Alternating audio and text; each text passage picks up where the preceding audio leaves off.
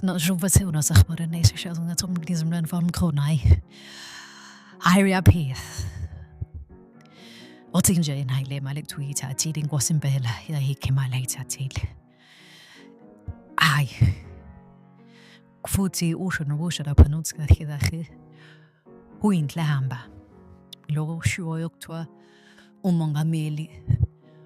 Or figure say petting okay, she mad. Utinja law, abantu zomeziba.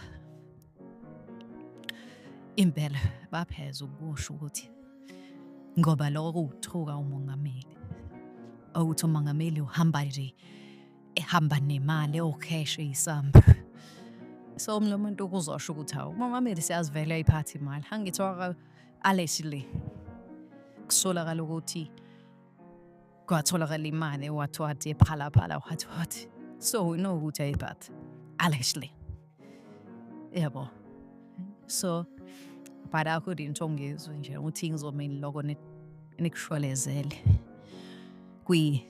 kuyinhlamba lokho nikusho ukuthi umuntu omkhulu kangaka angahamba ephethe imali i-tax imali ihambe zula nemali ihambe izinikeza abantu.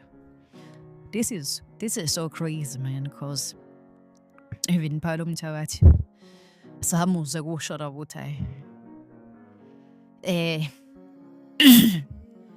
abathize babefuna umnikeza imali. So with that being said, shuthi yenzeka lento ukuthi ikhulu wanye usopolitiki babribane ngemali. Let's call it a spade, man.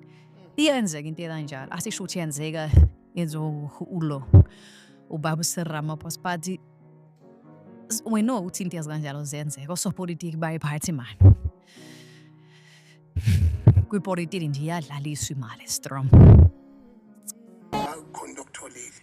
Yeah. Now lento le insert kumongameli now lento leyo iyafuneka ukuthi sometimes address. Yeah. I mongameli kuphela futhi. There is no leader can go around carrying the bag of money.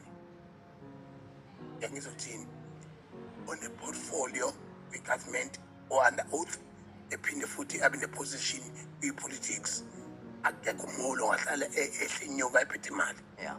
And leyo nto leyo abantu bo social media nabantu abafuna ama likes funa bayazi leyo nto leyo. Uma befuna ukuyixovela nje i-situation noyithule ngizwe abamthuki. Mina njengamanje angaze ngicela ukuthandwa abantu mina. Uyangizwa mfowethu? Angaze ngicela ukuthandwa abantu mina. Angahambe mina ngehlanganywa ngempetha ama forms. Ngithi mina gcwalisa la usayine la uthi uyangithanda. I don't have membership. I don't have love and heart and likes and is the fact to press it over who comes ukuthi uyangithanda.